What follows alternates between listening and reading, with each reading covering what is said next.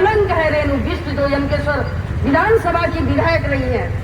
उन्होंने सर्वप्रथम जो जितनी जल्दबाजी उस वनंतरा रिजॉर्ट के उस कमरे पे बुलडोजर चलाने में जो उन्होंने इतनी जल्दबाजी की, तो सवाल तो वहीं से पैदा हो गया था कि उस कमरे को क्यों तोड़ा गया।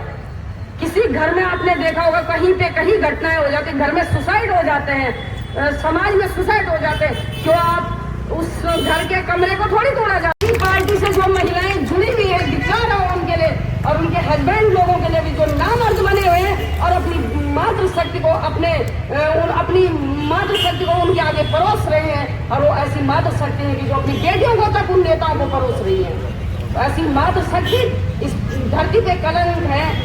और जो जिस मातृशक्ति ने ये राज्य बनाया था, उनके लिए मैं आज भी नमन करती हूँ, प्रणाम करती हूँ। आंदोलनकारी मातृशक्ति को, उन शहीदों को हम प्रणाम करते हैं जिन्होंने ये राज्य बनाया था। और इस मातृशक्ति का हम धिक्कार करते हैं कि जो मातृशक्ति आज भी उन भ्रष्टाचारी, बलात्कारी और शोषण करने वाले नेताओं की आवाज बनते हैं, उनका सहयोग करते हैं, उनके सामने अपनी बेटियों को परोस रहे हैं, उनके सामने खुद परोसे जा रही है।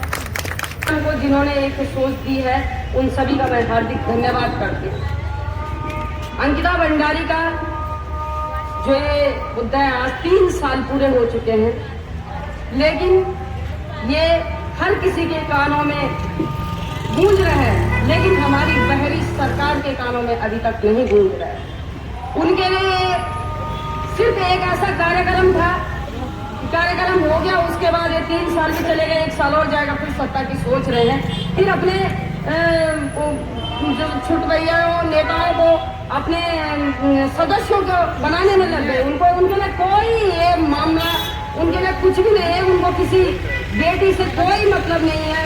बेटी बचाओ बेटी पढ़ाओ की नारा देने वाली सरकार आज बेटियों पे जो शोषण कर रही है, बेटियों के साथ जो अपराध हो रहे हैं, मातृशक्ति का जो अपराध, मातृशक्ति के साथ जो उनकी अस्मिता को लूटा जा रहा है, औरों की अस्मिता तो लूटी रहे, लेकिन जो अपनी पार्टी की जो चीज मैं कहूंगी कि सुरक्षा का मुद्दा बहुत बड़ा मुद्दा है। हमारी बच्ची को अगर हम घर से बाहर भेज भी रहे हैं, तो हम ये नहीं जानते कि वो सुरक्षित रहेगी या नहीं रहेगी, है ना। डर लगता है। क्यों हम लड़की को बोलते हैं कि अंधेरा होने के बाद घर से बच निकलो? क्यों हम उसे बोलते हैं कि अगर गांव से देहरादून जाना है तो अकेली नहीं जाएगी, या तो भाई के साथ जाएगी, या पिताजी के साथ जाएगी, या किसी और के साथ जाएगी, है ना। ये सारी चीजें सच क्यों? क्योंकि हमें विश्वास नहीं है कि हमारी बच्ची सुरक्षित। उनके लिए कोई मौका है। मैं बच्चों के साथ काम करती हूँ शहरों में, गांव में, और मुझे यही नजर आता है कि माँ बाप हमेशा लड़कियों की शादी करना चाहते हैं।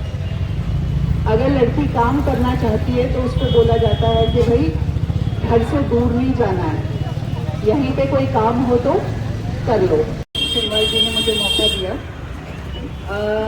सिमर जी ने अंकिता केस के बारे में बात की, और महिला मंच से जो दीदी आई हैं उन्होंने भी बड़े परिप्रेक्ष्य में बात की, पॉलिटिकल परिप्रेक्ष्य में बात की।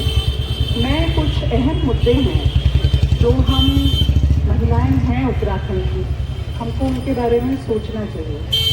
पहली चीज़ ये है कि उत्तराखंड में हर साल लगभग 4000 लड़कियां और महिलाएं गायब हो जाती हैं। कहाँ जाती हैं? उनका क्या होता है?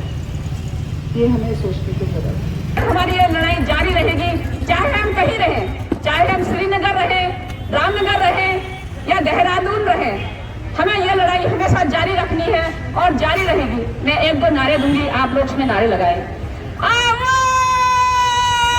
दो!